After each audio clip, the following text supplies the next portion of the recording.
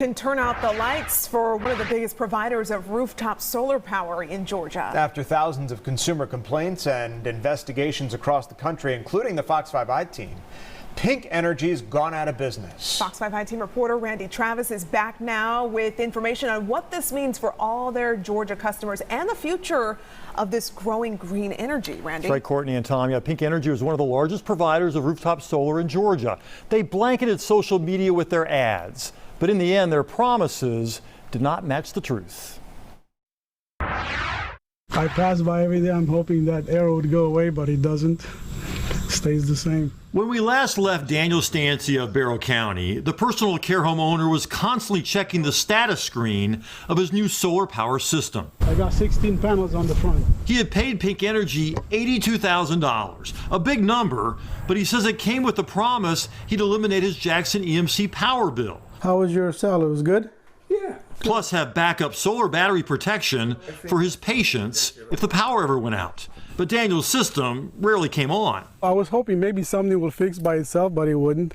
He found himself in the middle of a legal fight between the company he paid and Generac, the company that provided most of the hardware. So we're putting it in their hands to handle these customers. Last month, Pink Energy announced it would no longer fix broken systems like Daniel's. So the Fox 5 I-Team contacted Generac. After you aired the report, the very next day, somebody called me up and they said they want to look at the system. Now it says I'm producing more electricity than I'm using. Which is the whole point. Which is the whole point, yeah. Here's everything the contractor replaced off Daniel's roof. A couple dozen devices called Snap RS. Look, some of them are even melted here. In this lawsuit, Pink Energy accused Generac of selling them defective parts. Generac's response? It's Pink Energy's fault for screwing up the installation in the first place. Pink Energy has so many things to be proud of in an industry that is revolutionizing the way we get power. CEO Jason Waller blamed Generac for his more than 10,000 customer complaints. But at least 4 states opened investigations into Pink Energy and its questionable sales practices.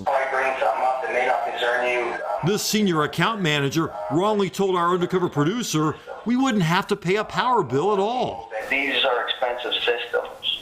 A lot of people think they're $5–10 grand, but really we're eliminating a lifelong utility bill. Last month, Pink Energy went dark for good.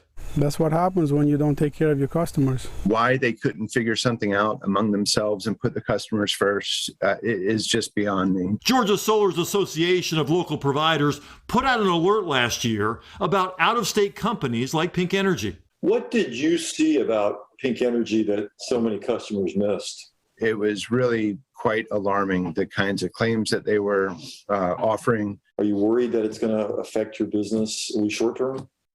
It already has. He says his members must now convince potential solar customers they won't abandon them the way Pink Energy did. I just took Pink Energy's word. They come in and promised me the world, so I took it. It is difficult to say how many Georgians are affected by Pink Energy's demise. Georgia Power is one of several utilities that allow solar to connect to their system.